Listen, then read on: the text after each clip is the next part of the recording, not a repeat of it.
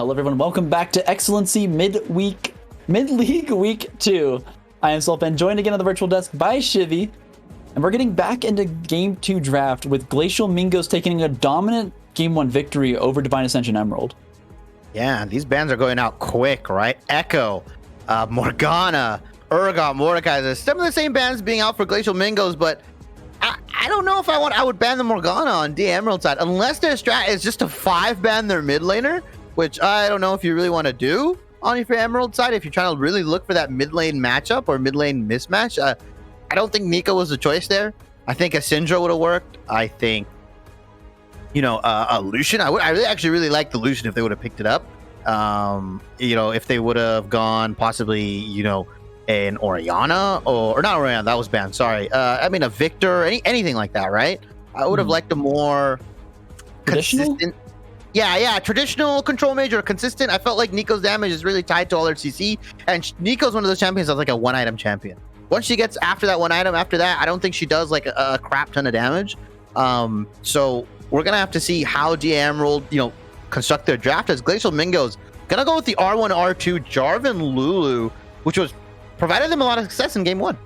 Yeah, really opens up their team fight possibilities, also picking away the Lulu from this Tristana, so you're gonna have to find a different enchanter to go with this hyper carry ADC that we saw pop off last game for Glacial Mingos. But again, both these supports tend to play these more aggressive, engage heavy style, so I wouldn't be surprised to see them just be happy to pick up a Leona, Nautilus, or something else to go with the Tristana. But it will be the Graves, and this could be a flex pick towards mid. Was actually nerfed this patch, so I believe this will be jungle, as it's also something that Divine Ascension Emerald plays. Saturation plays a lot of Graves. It's actually his most played on 97 games, right? Wow. Shaco being his second most played at 92, as we see. Yep, that's another DAE Emerald pick, right? The Nautilus. So Tristana Nautilus, pretty standard lane. I like Graves pairing up as well. That if you gank that bottom lane, it's just so much damage. As we do see the Lucian, and this might be the new Lucian, right? Into the bottom lane. I don't know if it's going to go into the mid lane. They actually, like I said, they just changed it. They made it so that he gets like these stacks on his W, and if you shield him or if you can proc them yourselves, he gets like move speed and extra damage, if I remember correctly. Matchup unfamiliarity is on Glacial Mingo side for this one. Yeah, I will also say though that with Lulu in the bottom lane here, I want to say it's gonna be the Lucian bot, because like you mentioned, just so many different ways that you can proc that new W passive, but I feel like it was you seeing a Lulu Lucian bot lane. Also very good against the Nautilus. Lulu can just kind of drop the polymorph when he tries to go in with a hook, as long as she's not the one getting CC'd, of course. Yeah, no Vlad ban coming out from DAE Emerald here, but it looks like Glacial Mingo's gonna probably opt into the Malzahar, Victor. Come on, I know you want to pick Vlad. Just lock it in. Just lock it in. Lock the Vlad in. Don't toy with me, Mingos. We did see the Vlad get banned out last time, but it will just be the Victor lock-in, so not picking anything away, just very standard mid lane champion here. A little bit more of a damage threat on the mid side, as well as having, I'd say, a little bit more range on poke. Lucian, with the culling being nerfed away from being a poke ability, probably going to be leaning more towards Victor to kind of get that job done. Well, also, just the zone control coming out, or terrain control coming out from Glacial Mingos is so nice, right? With the Chaos Storm, with the Gravity Field, as we see DAE Emerald actually picking up kind of a zone control champion of their own, the Azir. I've seen this matchup a lot, in earlier seasons of League of Legends, right? LEC, LCS, Azir, Victor. It's very contentious on who actually wins. They say Azir wins later. Victor can get the push early, and mid game is kind of a toss up depending on who has the items.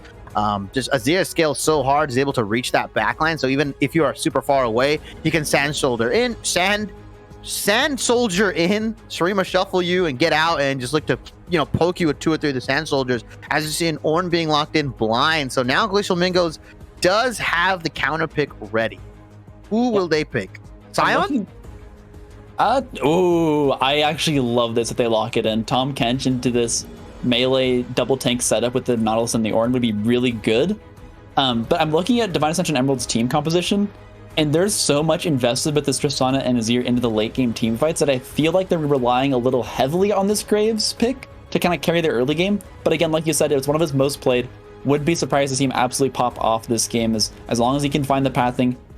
Glacial Mingos on the J4, they didn't really find the early game picks they were looking for, and it really was just kind of Divine Ascension Emerald outplaying themselves, I'd say, on that mid lane team fight, where they kind of threw away any kind of lead that they were building. Yeah, it was saturation just kind of getting caught here and there unexpectedly for the J4 damage, right? I mean, Lulu was there as well. I'm surprised DA Emerald actually let it through. They ended up banning the Set and the Morgana and the Nocturne. I honestly think this Lulu was the linchpin of Glacial Mingo's composition. It was there. It was there where it needed to be. All the Hugifies were there. They, it saved everybody. I mean, I don't think she even died. I think she died maybe once at the end where it was that turret dive they did in the bottom lane. But other than that, she played really safe. They played the lane very well. And like you said, it also matches up into these melee support super well, right? Lulu can harass, can use the EQ offensively, can use the W defensively and offensively. I mean, it's people are starting to realize, or at least Glacial Mingos has realized, that you cannot just pick a melee support for free. Like, we're gonna pick enchanters, we're gonna bully you, we're gonna make sure that you are so low that even if you try to engage, you'll die. And I like that adaptation from Mingos, and I like the fact that they're leaning heavily on this Lulu pick and just giving it to Gabe and saying, you know what, this is your most played, we don't need you to play and engage, we have so many other forms, just keep us alive and we'll do the rest. Yeah, I mean, that Lulu J4 combo looked so good last game too. Just the amount of shields she can provide, the extra healing, and of course the Hugify knockup makes his engage so much more reliable. And also is able to keep himself alive with the Gore Drinker on top of a Steric shield. There's like, I think he died once last game, but every single time he was in the middle of a fight, you'd think to yourself, oh, J4 is going to go down here. But there's just way too much defensive ability that was keeping him alive in every single team fight.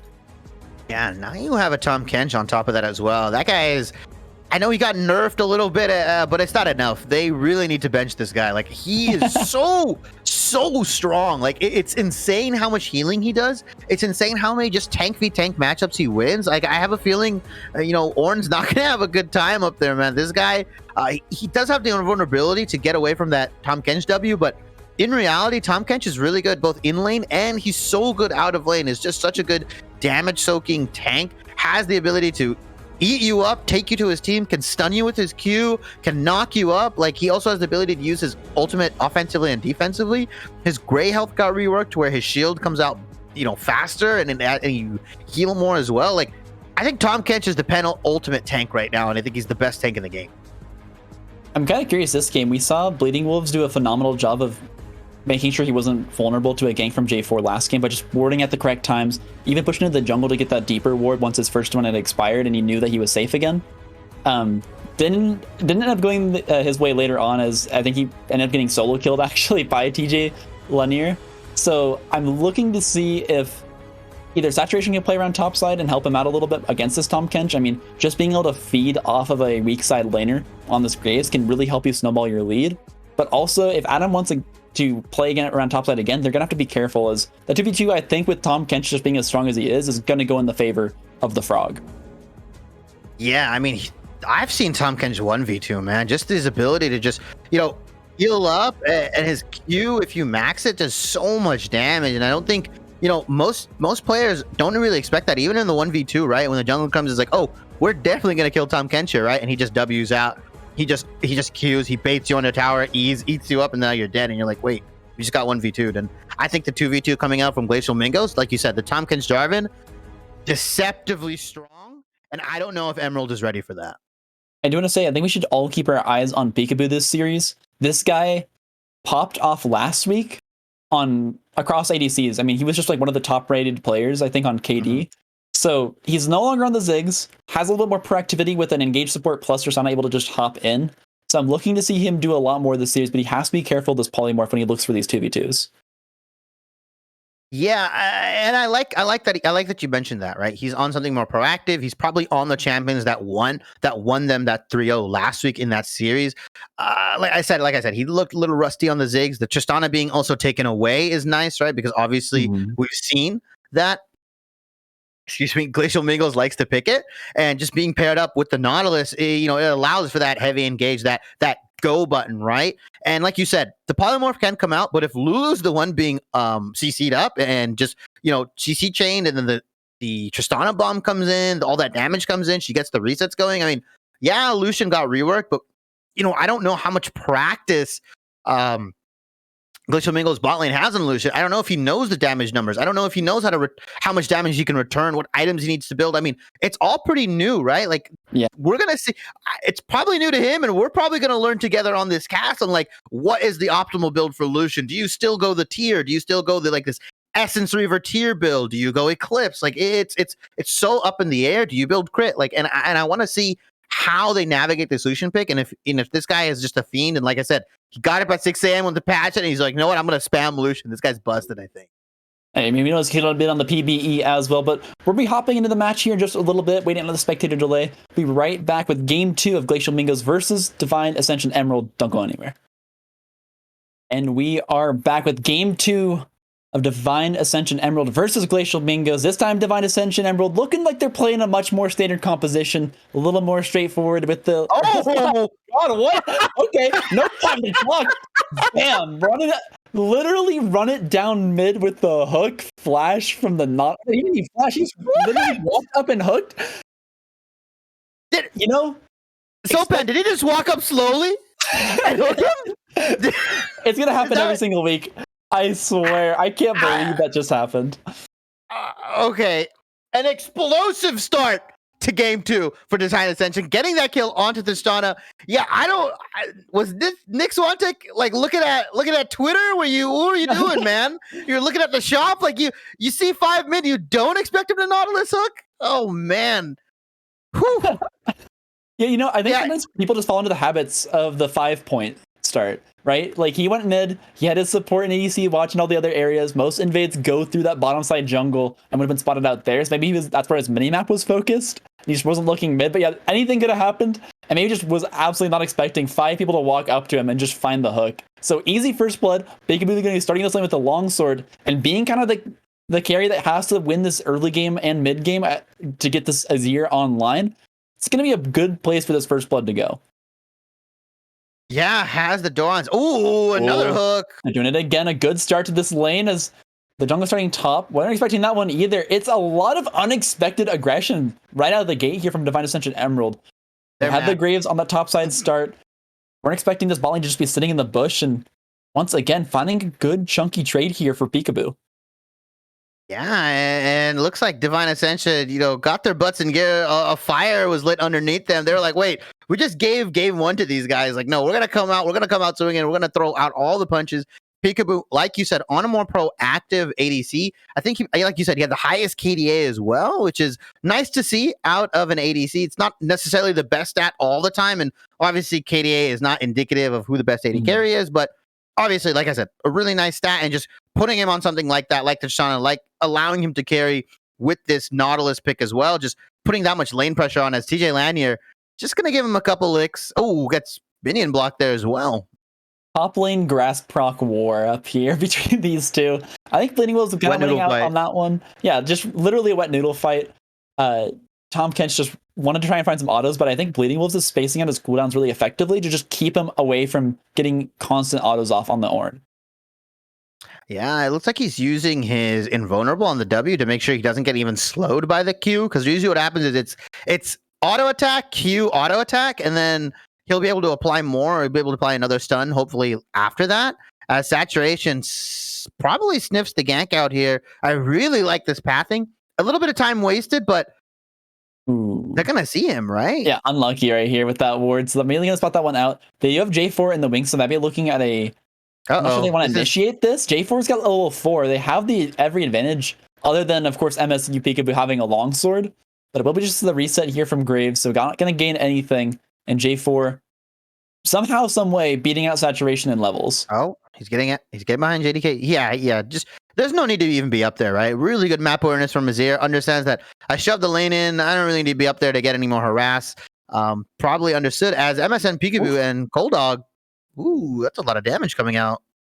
He's just been super aggressive, I think, both last game and this game. Looks like he's always looking to just get in the enemy's face. It was Tristana last time, but on the Lucian, still playing the same way. Tristana doesn't have that range scaled up quite yet, that it just allows him to get as like a quick trade-off and then able to just quickly rotate out of it as well with the move speed buffs coming out from Lulu. Yeah, and it looks like Azir is actually going to be winning this matchup early just because Victor did go the tier start while JDK did go for the another corrupting potion, aggressive kind of like trade in, use all my corrupting potions and try to hopefully get an HP lead as the bottom lane. Chandler Clark will find the exhaust, but it's Nautilus stuck in the fight. Cold Dog solo getting flash forward from Chandler Clark. He wants to find one more auto, but actually Gabe is going to steal that one away. Thumbs up from the Rambus. Saturation, you are too late to this fight.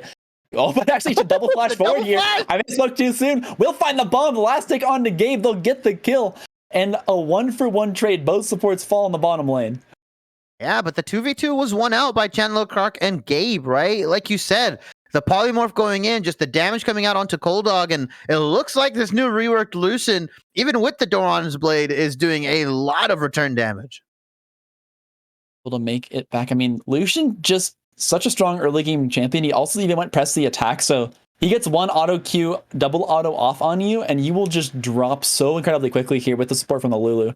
So, I think the biggest loss here for them is that Tristana managed to pick up that second kill, and Lucian only got the assist here in bottom lane. So he'll be further and further behind, and MS and Peekaboo will be happy to just continue to play aggressively here with the slight lead. He's got the Noon Quiver versus Pickaxe so far in bottom lane. Yeah, but crucially, the Lulu's got the Ionian Boots of Lucidity. Woo! You gotta watch out now. The Summoner spell haste, baby. The roams. But yeah, I think you're right. I think Peekaboo will gladly take that 2-0 over the Lucian and get that Noon Quiver, like you said, to the Pickaxe. But even with the item lead, I still feel that Peekaboo might actually take more return damage just because of the way the lane is and the fact that, Lulu is one of those ADKs that just amplifies the ADK's damage with the E, with the W, the attack speed and everything. And then Lucian's just one of those burst ADCs that was looking to probably get the EQW as Peekaboo's dead here, right? Look for the interrupt on the... It doesn't actually get the flash EQ either, so Peekaboo trying to walk out, doesn't have flash, just gets bursted there. Teleport coming from behind, but this might not be a great TP as Nick Swamps has joined the fight. JD taking a shuffle, but it's Adam on the wrong side of the wall. He'll fall, and despite missing the ultimate, it finds a kill. He was thinking 5-dimensionally here on the Azir as he places it in the perfect spot to deny Adam the ability to disengage. Yeah, I thought that Shurima shuffle was shuffling some ants, but in reality, it was just a wall. It was the best, most expensive Anivia wall I've ever seen. Right? That's essentially what it was at that point. 5,000 head play from JDK there.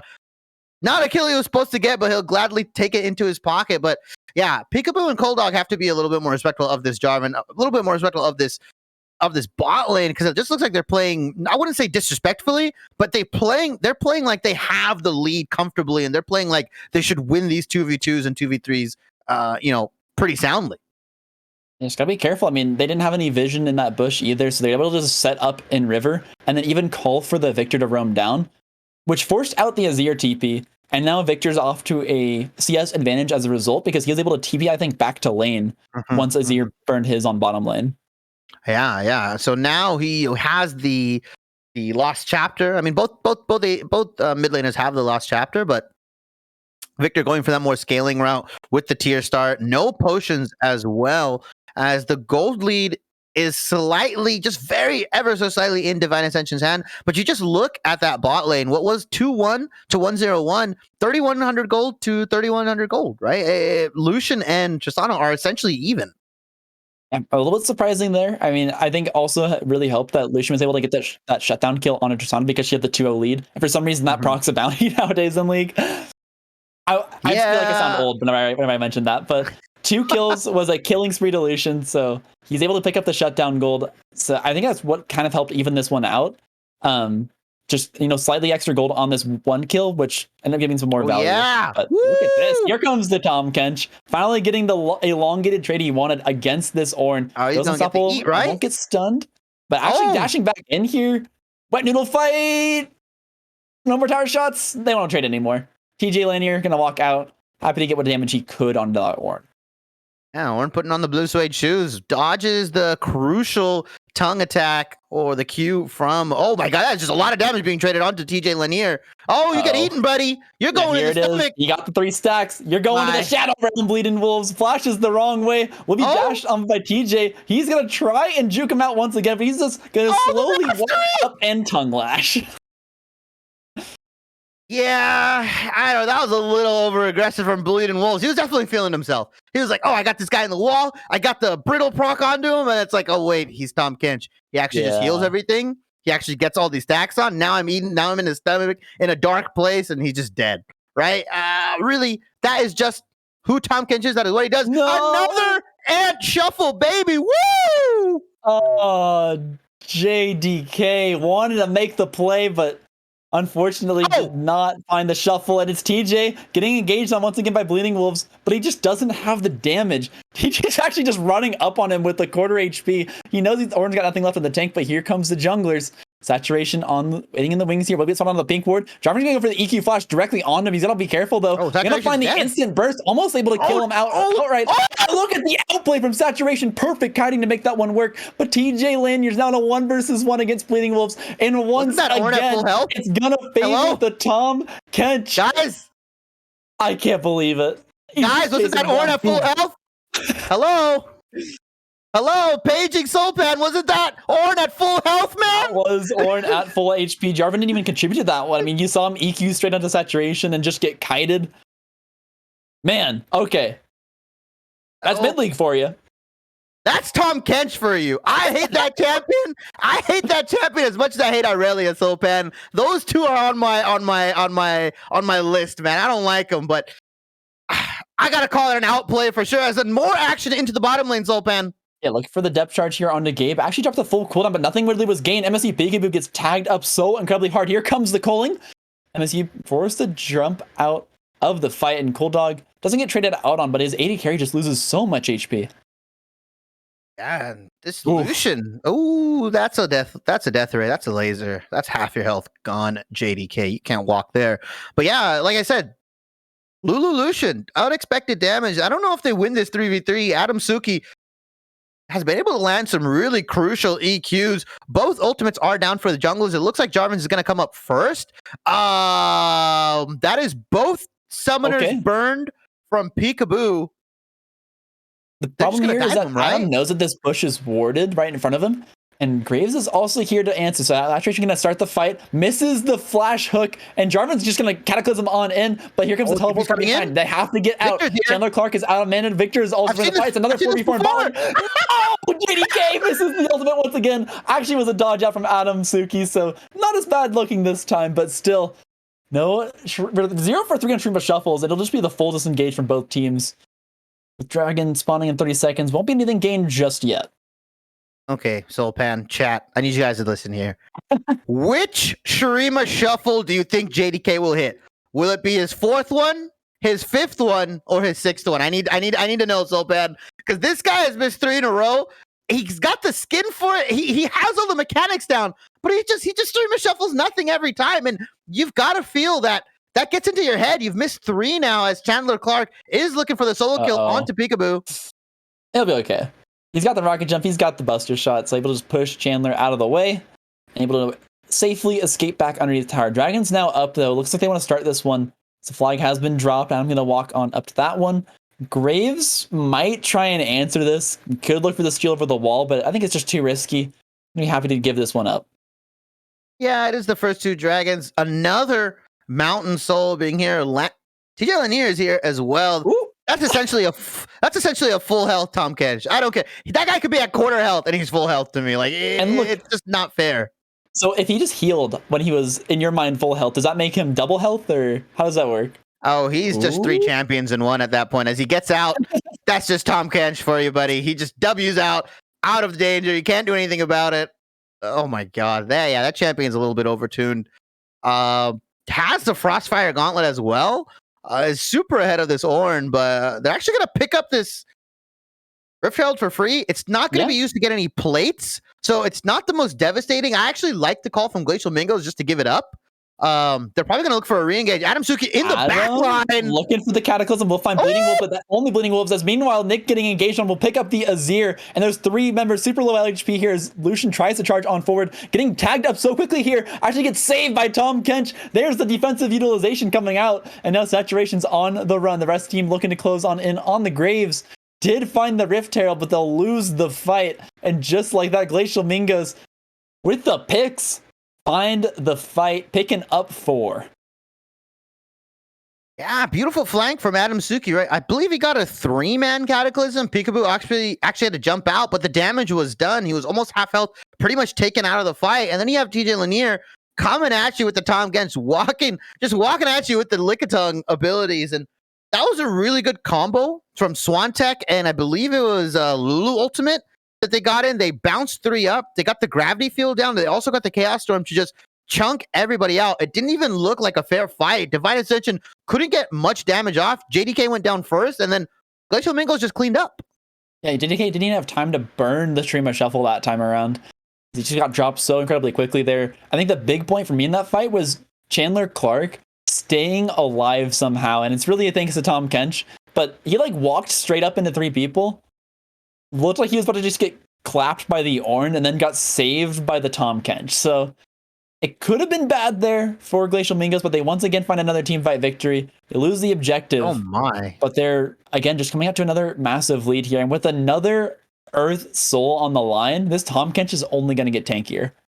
Yeah, 2 Mountain Dragons as well would make him so tanky. And like you said, the shield as well. Ooh, Chandler. This one, gonna find the slow with the rocket jump as well. Bye. Assassinated there. Cold Dog's patience pays off, and finally, one of the Bush games working out here for Divine Ascension Emerald. Yeah, Shutdown crucially going onto this Shauna. I like the Kraken Slayer as well. You see the tank. You obviously can see how much health is on the enemy team. As they pop this Herald, they're not going to even get the mid lane turret. They are afraid of Lulu Jarvan. They do not want any piece of that. As they're going to go back. And JDK. Whew.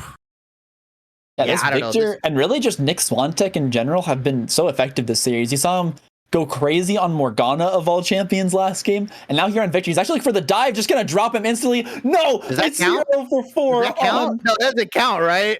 Yeah, it's 0 for 4. It's over. No, it's 0 for 4. It didn't even hit him. It went through him. I say it's 0 for 4. Unfortunate on JDK not having the best performance, as we see a mid lane fight coming in, and Peekaboo is getting zoned out. Yeah, Cole's a little too far forward here. Adam Suki just flashing onto MSP, but here comes the Cole, and a flash forward from Chandler Clark. Will pick up the Tristana, your flash for his flash, but he finds the kill.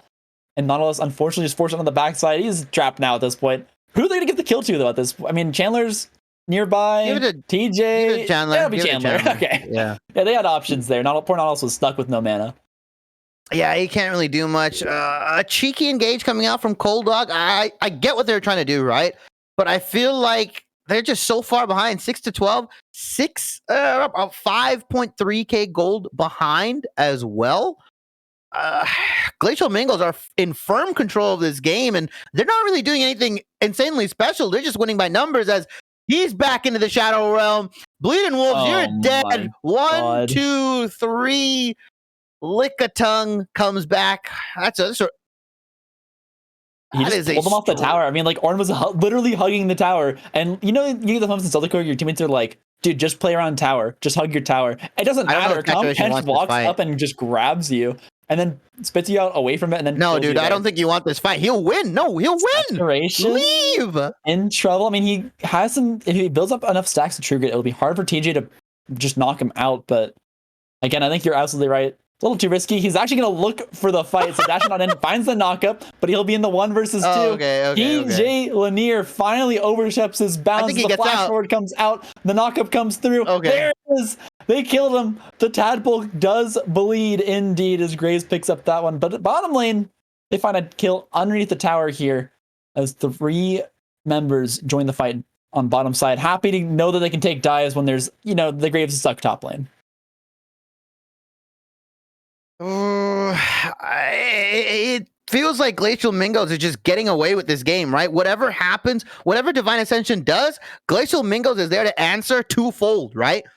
The one good play that Divine Ascension does, there's 2 or 3 that comes out from Glacial Mingos at the same time, and it's just their willingness to execute, their willingness, just they're on the same page. It just feels like Glacial Mingos, they have no fear, right? They just play, and like when one person goes in, everybody goes in. It feels like they're all on the same page. It feels that, these guys, I don't know, they're a new team to the mid-league, they're a new team to the Excellency mid-league, but it feels like these guys have been playing forever together.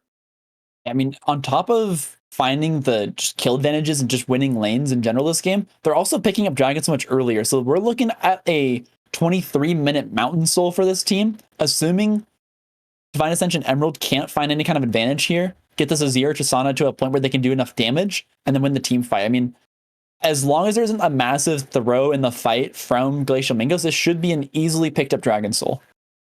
Yeah, they just have to be content on farming. I believe all their lanes are ahead in gold-wise, right? Victor's ahead of the Azir. Tahm Kench is obviously very ahead of the Ornn. I think even Lucian is now pulled ahead of the Tristana and pulled ahead a while ago. We're going to see what this build is. Gale Force into it, what it looks like. That is Essence Reaver, correct? I believe those parts. Yes, it's the only other Sheen item that isn't a, what's the word? Mythic item. So yeah. Has to be the Essence Reaver, as he already has the Gale Force locked in. Yeah, and this Lucian's looking very strong. I mean, you saw, even Tristana had the longsword in lane. They were still losing trades because, obviously, yes, there's a Lulu, but this Lucian, just the new ability, the new passive, and just his ability to trade into the lane, it looks like Chandler Leclerc played a lot of Lucian or has played it before in the previous season, and it looks like a natural fit for him. Once again, Tahm Kench looking for the fight. Does have the red buff on top of Glacial Fist here to just constantly drop slows. It's gonna be so hard to run away from the Tahm Kench once he gets to you. But again, he's. I definitely. Oh, wow. Okay. I look for the engage. Almost chunks out the channel completely. Gonna move the ultimate on over that direction. Cold Dog stuck in the Cataclysm will fall. Saturation almost wanted to walk up to this fight, but suddenly realizes that there's a Chaos Storm right there and does not want to walk through it. This tower should be going over to Glacial Mingos as they continue to snowball their victory. Yeah, and Cold Dog and Bleeding Wolves just aren't tanky enough to be that front line that Saturation, JDK, and Tristana need, right? If this game goes late enough, yeah, there's a world where Divine Ascension can take it, right? But the fact that Glacial Mingos is just what? There's almost 7,000, yeah, 6.5k gold ahead right now. They're putting their eyes on the Baron. Their ability to execute pretty much anybody, right? With just a Death Laser, a Cataclysm. I mean, TJ Lanier's just here. What? They spot out the Tahm Kench. He's going to look for the Abyssal Voyage in and will get tagged up by Ornn. Slowly just hiding back. Cold Dog is almost in the fight, but here comes the EQ combo over the wall. Adam Suki just aggressively flashing forward to find the kill. Now with the jungler down, they could look for this Baron. They got the Victor in mid as well, shoving that one forward. Blue buff will be given over and doesn't look like... I mean, at this point, you're this far down. I don't think they can contest this Baron without their jungler. No, they can't contest this Baron. I don't even think they should take this fight. JDK is not even at 2 items. Tristana barely at an item and a half right now. They really want to take this fight, and this is where they throw the game. Cold Dog in trouble here, goes super low. It's TJ Lanier in the backline, maybe a little bit too aggressive, but a 3-man Cataclysm comes out from Adam Suki. JDK, there's a super bullet lands, but he dies anyways. It's too little too late. Chandler Clark flashing, dashing over the wall to find the kill on Tristana. It's the almost ace here. Saturation did manage to respawn to prevent that one, but despite landing the first Shreema Shuffle, they cannot find the fight. Yeah, I think Divine Ascension should just let it go. It's one Baron at the 22-minute mark. Yeah, you might lose an inhibitor turret, or you might lose some of the outer standing turrets that are up, but your job right now as Divine Ascension is to scale with the Azir Tristana. It's not to take these fights and try to hope for some miracle kill or miracle shutdown. Glacial Mingos wanted you to face check. They were starting the Baron. They're like, we don't have to face check. We can turn easily. Tahm Kench, one of those champions that has a fantastic ability to turn, has the Abyssal Voyage, and is able to get into your team, tank everything up, and just, added safety of the Lulu as well. It feels like Glacial Mingos comp is just a steamroller. Yeah, one big point here is, I mean, they have the Victor, who's supposed to be like, have that weaker early game. He's just so far ahead of the Azir at this point. There's nothing you can do to poke him out, because anything you try and throw the Victor, he'll just do at like a much higher magnitude to you to start off these fights. This dragon is now spawning. They're going to try and opt into another 5v5, and I almost think this soul might not even be worth fighting for at this point, as once again, just so far behind here on these scaling picks. You're going to have to try and fight it out anyways. Dragon has been spawned. Here it comes. A miracle slowly move maybe towards them. Yeah, they could look for the miracles here, but it's already he's not even in position. Nope. It's gone. And now they're going to have to take this fight with the Mountain Soul on their side. Oh, They're just too far forward. She gets bursted out, so they're going to have the 4 versus 5. Mountain Soul still in their favor. The 3-man Cataclysm once again on the back line here. Get Shreema shuffled out. Now kiting back slowly. TJ Lane, you're the only one in the back line. Everyone is Look so at his zoning low. 3. Bleeding He's Wolf zoning 3 of them. Everyone's so incredibly low. Peekaboo trying to find the recall. Double kill for Illusion, and they're just pinging out these bush locations. It's a game of hide and go seek, but it's more of a game of hide and go die as everyone starts to drop. TJ Lanier finally gonna just chase him out of this last little spot on the nook and cranny saturation. Who gets the kill? Stop playing with your food, guys. It's Tom Kench. It's what he does. That's true. That's true. And now they're gonna look into push into this base, and that is just that is a killer, right? The Divine Ascension, they killed Nick Swantek. That was a 4v5, and they still lost that. That Cataclysm 3-man did so much damage again with the Demonic Embrace. Nuts. This guy's on some new stuff right now. This new tech. I'm gonna pick it up. I'm gonna play this in my solo queue games now. I'm gonna pick up the Jarvan Gore Drinker Demonic Embrace. But it just looks like it does so much damage. 9, 2, and 9. Cold Dog looking for something. I mean, their team just wasn't in a position to try and follow up on that hook, so despite finding the Lucian there, no one's able to just run up and do the damage to the CC target. We'll find the first 2 inhibitor towers here. They got the Mountain Soul, and there's nothing left for this team to defend. I mean, normally when you try and die behind these towers or fight around the towers, but with that being down and them having a Mountain Soul, they can just walk at you, and they're going to be able to take some of the poke you throw at them initially, and then just be fine. JDK looking for the fight. We'll find the J4, but it's not the target they want. He can Gore Drinker up, but actually 1,000 gold shutdown will be given over the Nautilus. Teleport now coming in. It will be the 4 versus 4, as JDK did drop for his crimes. TJ Lanier looking for the fight into Cold Dog. Will manage to tag him up just a little bit. Could look for the stun. A great knockup here will mean that TJ Lanier is forced to eat up the Lucian. 2-man knockup from the Ornn, but it's not enough. They just have too much damage and they're too dang tanky. Tom Kench going forward will get knocked into the Fountain Laser by Tristana Saturation. Last one left alive. Chandler Clark turning away from the fight says, I'm just going to take the inhibitor. You guys can have fun over there. And they will finally look to maybe close out the game here. They don't really have any wave. They have the wave in the mid. But it's not a super minion wave. It's just the cannon minion. But they definitely can look to end this. JDK just doesn't do enough damage. He's still on 1.5 items. Doesn't even have the Nash's suit that it looks like he's building towards. Yeah, they're just so far behind. They're actually just going to reset, take the gold, and cash it out. Probably look to just push it into the top lane, like they did last game. 5-man top. Take the inhibitor. Get double supers in. Taking that last Nexus turret as well. And, Gabe.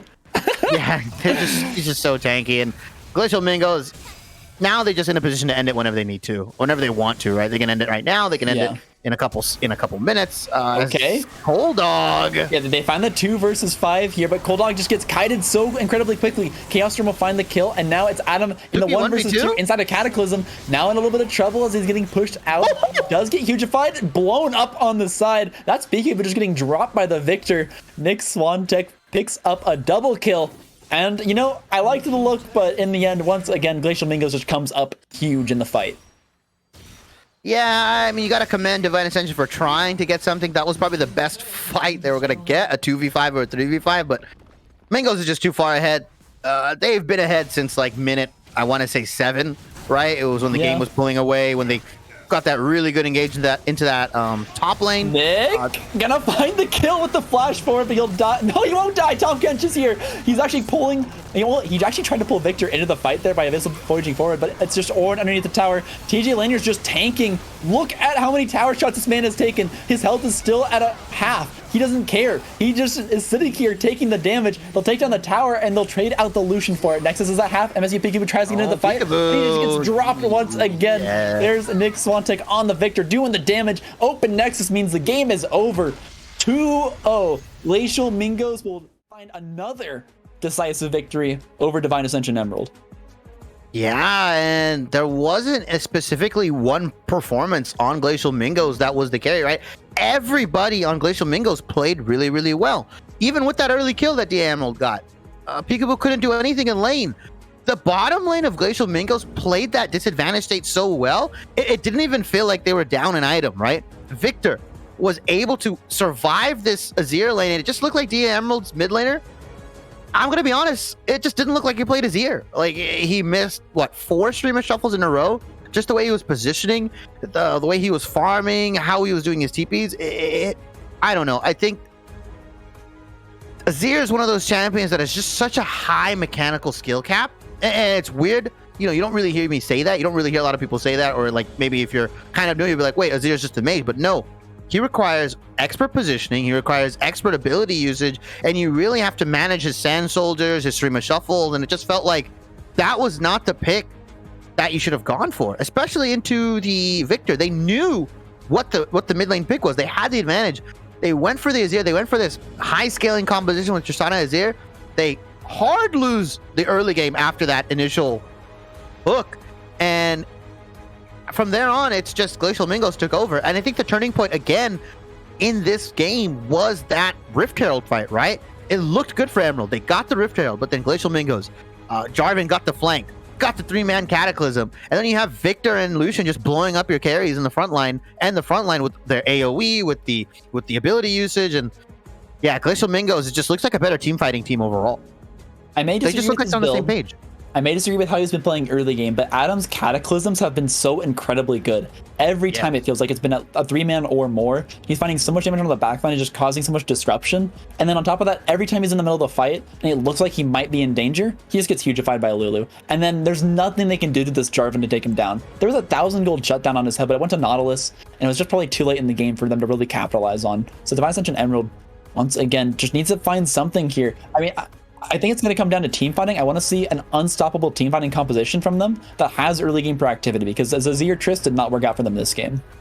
Yeah, and we are in a 3-block game, so this is not a best of 3, so there is going to be one more game. So the Emerald can possibly get to a 1-2, or Glacial Mingos will maybe get it to a 3-0.